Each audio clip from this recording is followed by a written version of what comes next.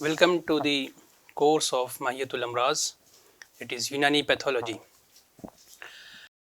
Mahiyatul Amraz is a very fundamental concept and a branch of knowledge of Unani medicine to understand the philosophy of Unani medicine, how the disease is understood with the help of what are the factors with the help of which we can understand the concept of pathogenesis, concept of its etiology, and the approach to diagnosis and treatment. So, in Mahitul Amraz, we will learn everything about the pathological concept mentioned according to Unani medicine. माहियतुल अमराज इस subject में हम यूनानी medicine के मुतालिक तिब्ब यूनानी के मुतालिक इस बात को समझेंगे कि कैसे यूनानी मेडिसिन में बीमारियां होती हैं, कैसे उसकी तशख़ीस की जाती है और किस तरह से उसका ट्रीटमेंट और उसूल इलाज मुतय्यन किया जा सकता है। इन सारे मराहिल के लिए हमारे पास माहियतुल अमराज में उसूल हैं जिनके मुतालिक इस कोर्स में बात की जाएगी। This course will be bilingual, each topic will be explained in both English as well as the regional language Urdu and Hindi. So that the audience from diverse background can understand the course and can grasp the most of the knowledge which will be delivered in this course. First of all, before starting the core concept of Unani medicine, we will learn about the introduction of Unani medicine, what is Unani medicine, what is the philosophy of Unani medicine, and how this medicine is developed and what are the principles with the help of which this Unani system of medicine is practiced. तिब्ब यूनानी के मुतालिक सबसे पहले हमें समझना होगा माहियतुल अमराज को समझने से पहले कि तिब्ब यूनानी क्या है, इसके बुनियादी उसूल क्या हैं और कैसे तिब्ब यूनानी डेवलप हुई, किस तरह तिब्ब यूनानी की बुनियाद पड़ी। तो सबसे पहले हम यूनानी मेडिसिन के इंट्रोडक्शन को जानेंगे।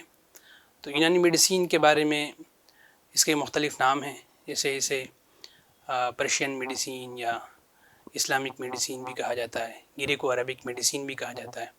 इसके लिए एक लफ्ज़ तिब्ब भी इस्तेमाल होता है, तिब्ब या तिब्ब यूनानी भी इस्तेमाल होता है। और तिब्ब यूनानी का नाम यूनानी क्यों पड़ा, इसकी वजह यह है कि तिब्ब यूनानी सबसे पहले यूनान में इसकी बुनियाद पड़ी। यूनान के जो अतिब्बा और माहिरीन और फ़िलोसफ़ा थे वो उन्होंने इसकी बुनियाद डाली और यूनान के साथ साथ रूम में भी इसकी बुनियाद पड़ी। यूनान और रूम इन दोनों इलाक़ों का बुनियादी कंट्रीब्यूशन इस पैथी में है। उसके बाद ये अरब और ईरान कंट्री में, अरब कंट्रीज़ में और ईरान में ये एडवांस हुई। इसमें बहुत सारी बुनियादी एडवांसमेंट और बुनियादी तरक्की की गई, इसकी बुनियाद को मजबूत किया गया, इसके बहुत सारे अहम पहलुओं को वाज़ेह किया गया और इसके मुतालिक जो शुकूक व शुबहात थे वो दूर किए गए। ख़ास तौर से इब्न सीना का कंट्रीब्यूशन, ज़करिया राज़ी का कंट्रीब्यूशन इस पैथी के इल्मी एतबार से, इस पैथी को इल्मी एतबार से खड़ा करने में, कायम करने में बहुत बड़ा है। उसके बाद ये ईरान, अरब ईरान से होते हुए ग्लोबल मेडिसिन का रुख, ग्लोबल मेडिसिन की एक इमेज इसकी बनी और यूरोप कंट्रीज़ तक ये अंदलुस से होते हुए यूरोप कंट्रीज़ तक पहुंची और 17th सेंचुरी तक यूरोप में तिब्ब यूनानी पढ़ाई जाती थी और मेडिसिन का बेसिक सिस्टम एक बड़े इलाक़े में, दुनिया के एक बड़े इलाक़े में तिब्ब यूनानी ही के پرنسپلس تھے، اور خاص طور سے القانون فی الطب جو ابن سینا جیسے یونانی طبیب کی لکھی ہوئی کتاب ہے، اس کے کئی ٹرانسلیشنس ہوئے، یورپین لینگویجز میں ہوئے، اور وہاں پر یہ کتابیں میڈیکل کالجز میں پڑھائی جاتی تھیں۔ پھر اس کے بعد یہ یورپ سے ہوتے ہوئے کئی مختلف علاقوں میں گئی، ہندوستان میں بھی آئی، اور ایران سے ہوتے ہوئے ہندوستان آئی، ہندوستان میں اس کی بنیاد پڑی، اور اس وقت ہندوستان میں طب یونانی یا یونانی system of medicine coffee developed ہے، اور سب سے زیادہ پڑھی جاتی ہے، سب سے زیادہ پریکٹس کی جاتی ہے، اور سب سے زیادہ ریسرچز اس کی طب یونانی کی ہندوستان میں ہو رہی ہے، ہندوستان اور بر صغیر میں ہو رہی ہے۔ اس کے علاوہ بھی کنٹریز ہیں جیسے پاکستان، بنگلہ دیش، سری لنکا اور ساؤتھ افریقہ، اور اس کے علاوہ کچھ کنٹریز ہیں جہاں پر طب یونانی کو آفیشیلی ایک اہم طب کے طور پر دیکھا جاتا ہے، اور اس کو پریکٹس کرنے کی پرمیشن بھی دی جاتی ہے۔ WHO نے اسے ایکسیپٹ کیا ہے، اور ایک independent system of medicine, alternative traditional system of medicine کے طور پر WHO نے اسے ریکگنائز کیا ہے۔ اس بات کی اہم ضرورت ہے کہ یہ اس جدید دور میں دوبارہ ایک ماڈرن ڈے ہیلتھ کیئر میں ایک کمپلیمنٹری اور الٹرنیٹیو میڈیسین کے طور پر پریکٹس کی جائے، اور انٹیگریٹڈ اپروچ کے ساتھ ماڈرن کے ساتھ ساتھ یونانی طب کو بھی پریکٹس میں لایا جائے۔ So Unani medicine is also called as Persian اور Iranian medicine. Some say Islamic medicine because of its contribution of Muslims with this Unani system of medicine. And it is also called as Greco-Arabic medicine because it is formalized in Greece and Rome. The term Yunan is Arabic term for Greece, hence it is called as Unani system of medicine. The ancient countries such as Yunan and Greece are fundamental for the foundation of Unani system of medicine, and then it is advanced in Arab and Iran by many philosophers and scholars and sages like Ibn Sina, Avicenna, Rhazes and Averroes and many others. So it is advanced in Arab, and through Iran it came to India also. It is practiced as global medicine including Europe till 17th of century, and many books of Unani philosophers of Arab and Iran and Greece and Rome were included in the syllabus of medical colleges of Europe countries.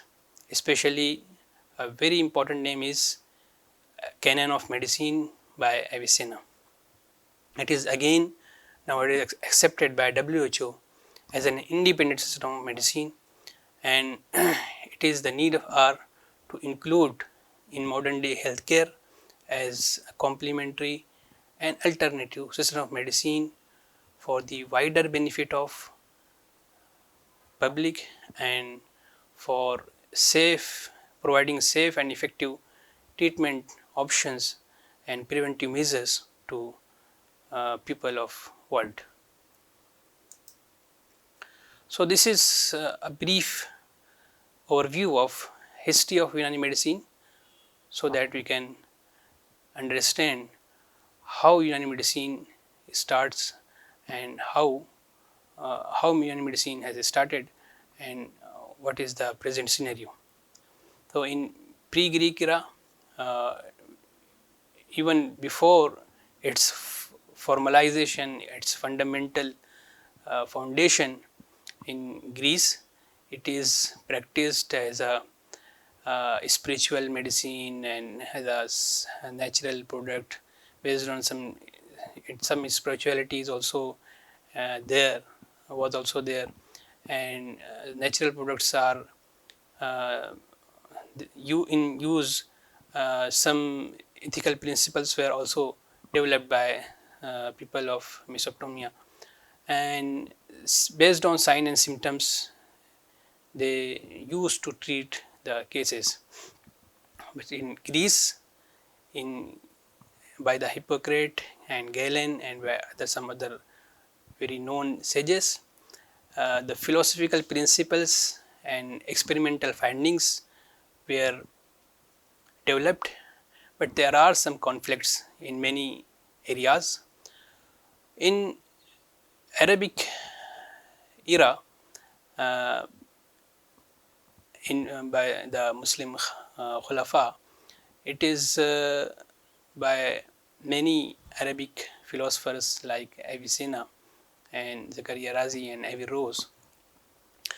The philosophical principles and experimental findings were analyzed, and the harmony was developed in between, and many issues were solved, and tremendous expansion of new discoveries are the contribution of Arab and Iranian philosophers.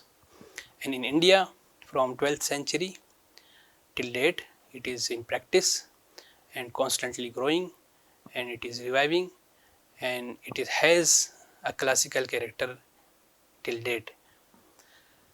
تو اگر ہم تاریخ کو دیکھیں تو تاریخ کے حوالے سے طب یونانی یونان سے پہلے میسوپٹومیا اور اینشین گریک ان جگہوں پر بھی مصری طب کے نام سے اور مختلف بابلی طب کے نام سے مختلف علاقوں میں رائج تھی، لیکن اس میں فنی اعتبار سے پریکٹس نہیں ہوتی تھی، بلکہ اسپریچولیٹی، مذہبی عناصر تھے اور اسپریچول کمپوننٹس تھے، کچھ بنیادی جو طبعی اور نیچرل ان کی دوائیں ہوا کرتی تھیں وہ اس کو استعمال کرتے تھے، علامات کے ذریعے سے وہ ان دواؤں کا استعمال کیا کرتے تھے. لیکن فنی بنیاد جو ہے ہپوکریٹ نے ڈالی اور گیلن نے اس کو بہتر کیا، اور فلسفیانہ اور ایکسپریمنٹل بیسس پر اس کو قائم کیا. قیاس اور تجربہ، ان دو بنیادوں کو خاص طور سے جالینوس نے سامنے رکھا اور اس کو ایک مضبوط بنیاد فراہم کی. لیکن اس کے باوجود کچھ کانفلکٹس تھے، کچھ اختلافات تھے جو علمی اعتبار سے باقی تھے، اور یہ اختلافات علمی اعتبار سے مسلم ایرا میں، خاص طور سے عربک کنٹریز میں بنو امیہ کے دور میں ابن سینا اور اس جیسے فلسفی اور طبیب ماہرین کے ذریعے سے یہ اختلافات دور کیے گئے، اور جو علمی پیچیدگیاں تھیں وہ انہوں نے دور کی. اور اس کے علاوہ ایک ٹریمنڈس ایکسپانشن اور ایک وسیع طور پر اس کو آگے بڑھایا، اور نہ صرف آگے بڑھایا، نہ صرف ان بنیادوں کو سمجھا، اس کو پریکٹس میں لائے، اس کو آگے بڑھایا، بلکہ اس میں کئی جدید ایجادات بھی کیں، جیسے زکریا رازی کے جدری اور حسبہ پر جو کام ہے، اس میں جو تفریق کی ہے، یہ ایک مشہور چیز ہے. لیکن اس کے علاوہ بھی بہت ساری اہم ترقی زکریا رازی کے دور میں ہوئی، اور بہت سارے اضافات ابن سینا اور دوسرے اطباء نے کیے. انڈیا میں یہ 12ویں صدی عیسوی سے اب تک قائم ہے. اس میں حکیم اجمل خاں کا بڑا کنٹریبیوشن ہے، اور انہوں نے طب یونانی کو ایک تحقیقی رنگ بھی دیا، اور طب یونانی کی تعلیم کے لیے بھی انہوں نے کام کیا، کالجز قائم کیے، اور طب یونانی کی مریضوں کو طب یونانی فراہم کرنے کے لیے انہوں نے اس کے لیے دواخانے بھی قائم کیے.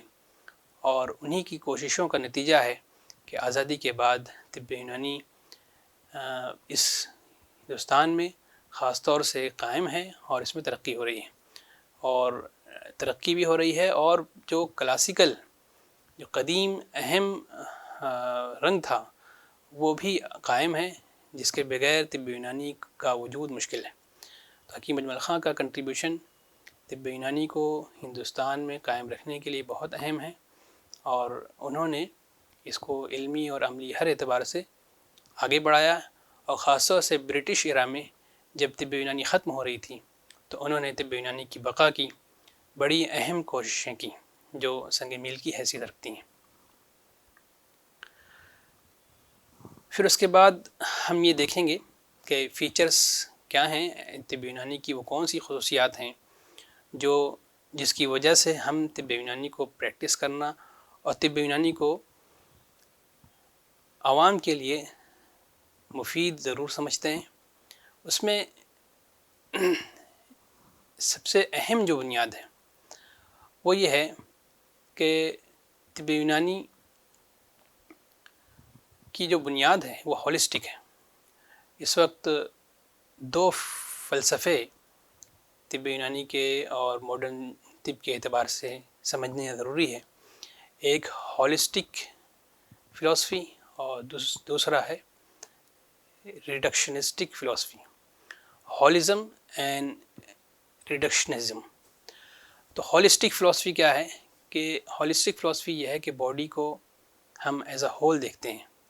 ہم باڈی کو ایک مشین کے ذریعے کی طور پر نہیں دیکھتے کہ اس کے ایک آرگن میں اگر بیماری ہے تو ہم دوسرے آرگن کو نگلیکٹ کر دیں، یا خون میں بیماری ہے تو ہم اعضاء کو آرگنس کو نگلیکٹ کر دیں، بلکہ ہم پوری باڈی کو ایز اے ہول دیکھتے ہیں اور پوری باڈی کی ڈائگنوسس ایز اے ہول بناتے ہیں کہ اگر کوئی پرابلم کسی کے پیر میں ہے تو ہم اس کے دوسرے اعضاء کا بھی اندازہ کا معائنہ کرتے ہیں اور اس کے اعتبار سے اس کی تشخیص ہو سکتی ہے، جو ٹریٹمنٹ ہو سکتا ہے وہ دیتے ہیں۔ ہولسٹک فلاسفی کا ایک اہم کمپوننٹ یہ بھی ہے کہ اس جدید مادیت کے دور میں طب یونانی کو صرف ایک مادہ نہیں سمجھتے، ہم ہیومن باڈی کو ہم صرف ایک مادہ نہیں سمجھتے، بلکہ ہم ہیومن باڈی کو اس کے مادی وجود کو بھی دیکھتے ہیں، اور جو اس کا سٹل لیول ہے اس سٹل لیول کو بھی ہم دیکھتے ہیں، جو اس کا لطیف لیول ہے اور جو لطیف سطح ہے اس کو بھی دیکھتے ہیں۔ جیسے ہم آگے پڑھیں گے کہ جہاں طب یونانی میں اعضاء کی بات ہوتی ہے، وہیں طب یونانی میں ارواح اور روح کی بھی بات ہوتی ہے کہ کون سی ایسی چیزیں ہیں جس کی وجہ سے روح پر اثر ہوتا ہے۔ تو فزیکل لیول اور اس کے علاوہ جو لطیف سطح ہے اس کو بھی سامنے رکھتے ہیں، اور یہی وجہ ہے کہ طب یونانی انکمپلیٹ نہیں ہے، صرف میٹیریلسٹک نہیں بس، بلکہ میٹیریل کی پراپرٹیز کے ساتھ ساتھ ہم اس کی لطیف سطح کو بھی سامنے رکھتے ہیں، اور اس اعتبار سے ہول ہیومن بینگ کو سامنے رکھ کر کے اس کی بیماری کی تشخیص اور ٹریٹمنٹ کرتے ہیں۔ دوسری اہم بنیاد ہے کہ طب یونانی ایویڈنس بیسڈ ہے۔ اس میں کوئی بات صرف قیاس کی بنیاد پر نہیں کی جاتی، بلکہ طب یونانی میں جو کچھ بیان کیا گیا ہے اور جو دوائیں استعمال ہوتی ہیں وہ ایک وسیع تجربے کے بعد استعمال ہوتی ہیں۔ ابن رشد نے یہ بات لکھی ہے کہ اپنی کتاب میں کہ ہم یہاں پر ان دواؤں کا تذکرہ کر رہے ہیں جس پر اکثر اطباء نے معتدل علاقوں میں بارہا تجربہ کیا ہے۔ تو ابن رشد کا ایک بیان ہمیں یہ اشارہ دیتا ہے، اور ایسے بہت سارے ڈسکرپشنس ہیں جس سے ہمیں اندازہ ہوتا ہے کہ طب یونانی صرف قیاسات پر مبنی نہیں ہے، بلکہ طب یونانی میں جہاں قیاس کیا جاتا ہے، جہاں ہائپوتھیسس بنائی جاتی ہیں، وہیں اس کو ایکسپیریمنٹل بنیادوں پر انالائز بھی کیا جاتا ہے۔ قیاس اور تجربہ دونوں کے ذریعے سے طب یونانی کو ڈیولپ کیا گیا ہے اور اس کی پریکٹس کی جاتی ہے۔ پھر ایک اور اہم خصوصیت طب یونانی کی ہے کہ یہ ٹائم ٹیسٹڈ ہے۔ ایک بہت طویل عرصہ ایج اولڈ آبزرویشن اور ایکسپیریمنٹس کا ہے کہ بہت زمانے سے ہم تجربات اور مشاہدات کرنے کے بعد یہ طب یونانی کے ذریعے سے لوگوں کا علاج کر رہے ہیں۔ تو اس لیے ایسا نہیں ہے کہ آج ایک دوا استعمال ہوگی اور اگلے کچھ دنوں کے بعد جا کر اس پر بین لگ جائے گا، بلکہ وہ دوائیں جو آج ہم مریضوں کو دے رہے ہیں وہ صدیوں سے مریضوں کو دیتے آئے ہیں۔ اس کے افعال خواص، اس کے مضر اثرات اور اس کے نقصان کو دور کرنے کا طریقہ یہ سبھی لوگوں کے مشاہدے میں ہیں، اور اس کو سامنے رکھتے ہوئے اس کا علاج کیا جاتا ہے۔ تو ایک طویل عرصہ بہت ضروری ہوتا ہے کسی بھی سسٹم آف میڈیسن کے لیے یا کسی بھی دوا کے لیے، تاکہ اس کے سارے خواص اور اس کے سارے افعال کو جانا جائے. ورنہ ایسا ہوتا ہے کہ آج کل بہت سی دوائیں ایک ایکسپیریمنٹ کے بعد، مختلف فیسز آف ریسرچ سے گزرنے کے بعد مارکیٹ میں لانچ ہوتی ہے، اور کچھ دنوں کے بعد اس کے کچھ ایسے ایڈورس ایفیکٹ سامنے آتے ہیں کہ اسے بین کرنا پڑتا ہے. تو اس لیے یہ اہم بنیاد ہے کہ یہ ٹائم ٹیسٹڈ ہے. دوسرے اس کی خصوصیات میں یہ ہے کہ یہ پریونٹیو ہے، جو کہا جاتا ہے کہ prevention is better than cure. تو یہ طب یونانی کی اہم خصوصیت ہے. یہاں کوشش اس بات کی جاتی ہے کہ بیفور ڈیولپمنٹ آف ڈیسیز ہونے سے پہلے ہم اس کے تحفظ کی کوشش کر لیں. تو تحفظ اور حفظان صحت طب یونانی کی بہت اہم شناخت ہے، اور اس کے ذریعے سے ہماری کوشش یہ ہوتی ہے کہ کیسے پورے کمیونٹی کا ہم پریونشن کر سکیں، بیماریوں سے بچاؤ کر سکیں. اور اگر ڈیسیز ڈیولپ ہو گئی ہے تو اس کے لیے سیف اور ایفیکٹیو میتھڈس ہیں. اور سیف اور ایفیکٹیو کہنا اس بنیاد پر ہے کہ strong human and animal experimental observations کیے گئے ہیں. بہت مضبوط انسانوں پر بھی تجربات کے نتائج ہیں، اور اینیمل ایکسپیریمنٹیشن بھی طب یونانی میں بہت بڑے پیمانے پر ہو چکا ہے. کئی دواؤں پر، تدابیر پر تجربات ہو چکے ہیں، ہو رہے ہیں، اور پازیٹیو ریزلٹس ہمارے سامنے ہیں، بہت from the context of safety as well as efficacy.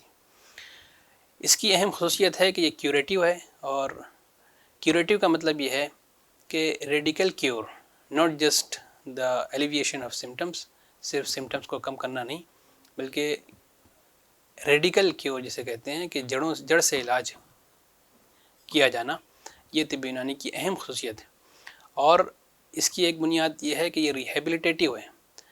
مطلب یہ کہ اگر کوئی بیماری ایسی ہے جو ڈسیبلٹی پیدا کرتی ہے، جو کوئی عذر پیدا کر دیتی ہے مریض میں، مثلا فالج کے مریض میں ہاتھوں پیروں میں جو تکلیف باقی رہ جاتی ہے، تو اس کے لیے طب یونانی میں ایسی تدابیر ہیں جو اس کے ریہیبلیٹیشن میں، اس کے دوبارہ سے نارملائز ہونے میں مفید ہوتے ہیں. طب یونانی کی ایک سب سے اہم خصوصیت یہ ہے کہ یہ نیچرل ہے. اس کے ڈرگس بھی جو اس میں یوز ہوتی ہیں وہ بھی یا تو نیچرل ہربل ہیں، نیچرل اینیمل لائک ہنی، یا natural mineral like many precious stones, many Salts and other things. اور پروسیجرس بھی اس میں کیے جاتے ہیں. وہ پروسیجرس بھی بہت زمانے سے ایک نیچرل وے میں جو انسانوں نے سیکھا ہے اس کو پریکٹس کی جاتی ہے، جیسے حجامہ ہے، فسد ہے، لیچ تھراپی ہے. یہ سب نیچرل پروسیس ہیں جو ایک طویل عرصے سے انسان کرتے آئے ہیں، اور اس کا فائدہ لوگوں کو معلوم ہے. مساج تھراپی ہے، دلک ہے، ریاضت ہے، یہ سارے نیچرل پروسیجرس کے ذریعے سے علاج کیا جاتا ہے. اور آخری بات اس کے فیچرز میں یہ ہے کہ یہ اس میڈیسین میں آج بھی وہ خصوصیت ہے کہ یہ کرنٹ ہیلتھ کرائسس کو اور موجودہ چیلنجز کو دور کرنے کی صلاحیت رکھتی ہے اگر اس کو صحیح طریقے سے پریکٹس کیا جائے. So these are the features of Unani medicine. First of all, it is holistic because it observes body not as a separate entity.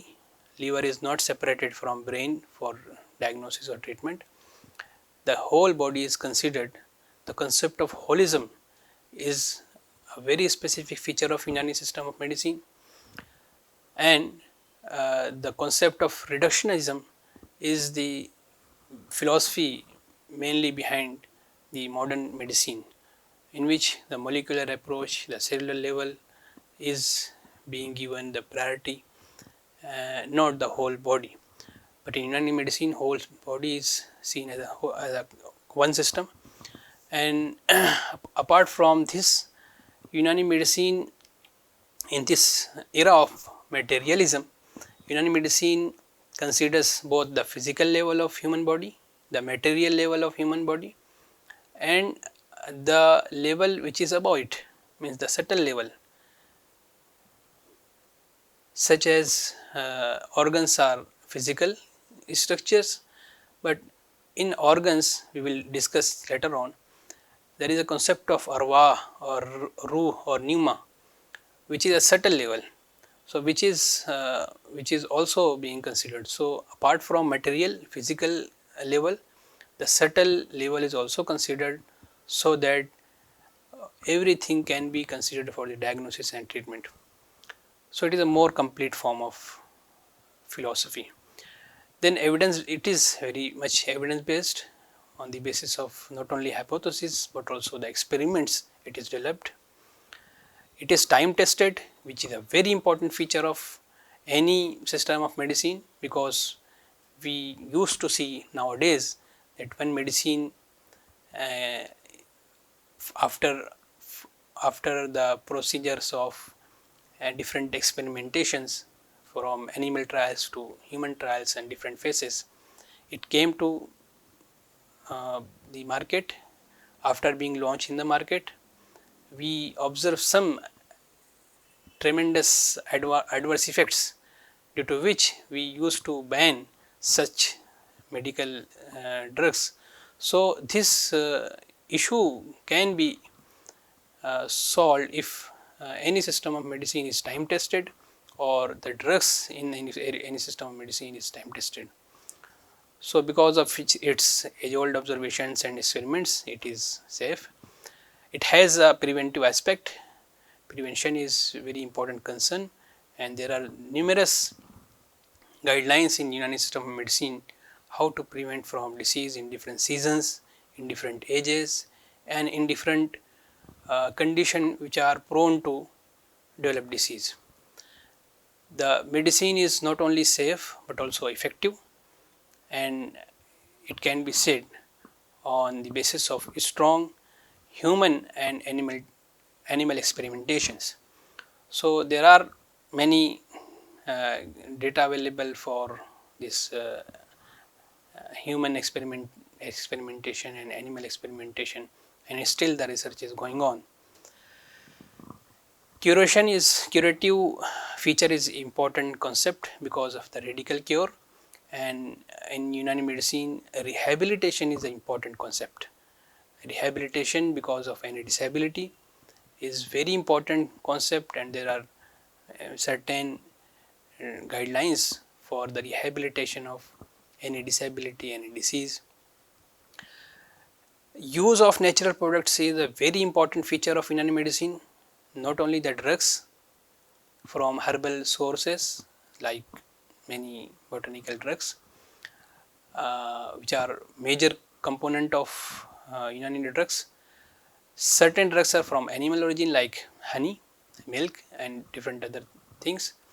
Similarly, mineral origin drugs like certain minerals like salts and some precious stones are also used in medicine, and certain procedures like leech therapy and massage therapy and hijama, these are the naturally originated procedures during human life, and these are now in Unani system medicine, these are practiced based on certain agreed principles for the safe and effective care, safe and effective health care. Then potential to deal with the current health crisis is very important feature. As an alternative system of medicine with integration of modern medicine, and also as a single system of medicine in many chronic diseases, Unani medicine has very important feature to deal and the potential to deal with the current challenges.